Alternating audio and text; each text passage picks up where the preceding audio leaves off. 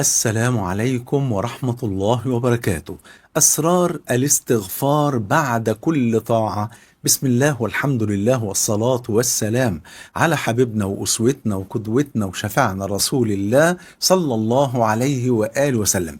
الشيء الطبيعي جدا إن المسلم بيستغفر بعد كل معصية، شيء طبيعي الإنسان يتوب ويرجع إلى الله، وما فيش حد فينا معصوم. المعصوم هو النبي صلى الله عليه وسلم. كل بني آدم خطاء وخير الخطائين التوابون. لكن أيضا ينبغي إن احنا نستغفر مش بعد كل معصية بل بعد كل طاعة. سبحان الله. فهذا من المعاني العميقة جدا في التربية الإيمانية، وذلك لعدة أسباب. السبب الأول هو الاعتراف مننا بالتقصير في حق الله. إن الإنسان مهما اجتهد في أي عبادة فإنه يعلم يقينا إن العبادة دي لا تليق أبدا بجلال الله وكماله وعظمته، فاحنا بنستغفر من التقصير في تلك العبادة. رقم 2 دفع العجب والغرور، لأن ممكن النفس بعد كل طاعة كده الواحد يهيأ ليه يقول ما شاء الله، ما أنا الله أكبر، ده أنا بعمل اللي محدش بيعمله، فيعجب بالعمل أو يشعر بالاستحقاق، إن أنا أستحق إن أنا أدخل الجنة بالأعمال بتاعتي،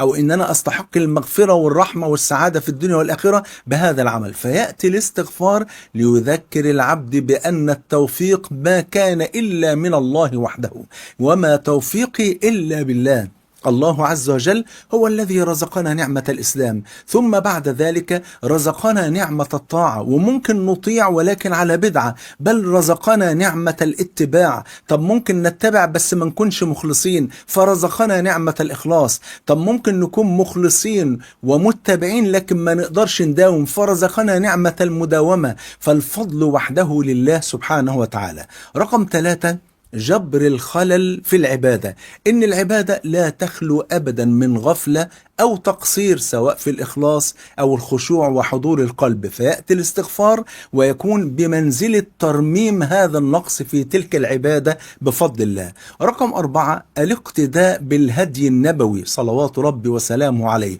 فقد كان النبي صلى الله عليه وآله وسلم يستغفر بعد كل صلاة 3. بعد ما يسلم من الفريضة أول حاجة يعملها أستغفر الله أستغفر الله أستغفر الله، مع أننا كنا في طاعة وخشوع وبكاء، لكن نستغفر على تقصيرنا في حق الله سبحانه وتعالى.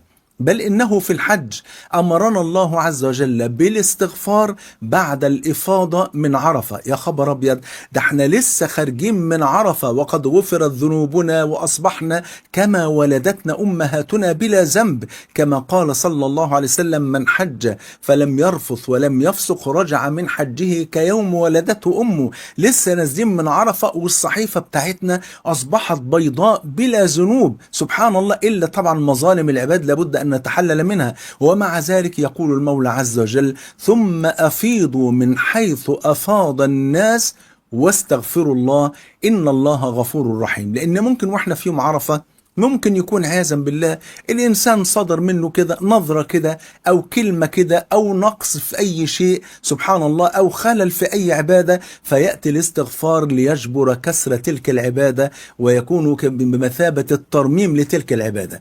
فالسر في الاستغفار بعد الطاعة هو تحقيق العبودية الكاملة، عمل واجتهاد ثم تواضع وانكسار بين يدي الله. فإن الطاعة تحتاج إلى شكر، والشكر نفسه يحتاج إلى استغفار من تقصيرنا في حق الله سبحانه وتعالى. جمعني الله وإياكم مع الحبيب المصطفى صلى الله عليه وآله وسلم في الفردوس الأعلى. بحبكم في الله، والسلام عليكم ورحمة الله وبركاته.